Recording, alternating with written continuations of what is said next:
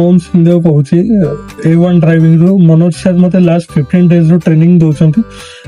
मो Badambadi ring road चाउलियागंज Khannagar ये सब रोड रे मनोज सर को ये रू चलई सर मते बहुत साहस देते मते बहुत सपोर्ट करछंती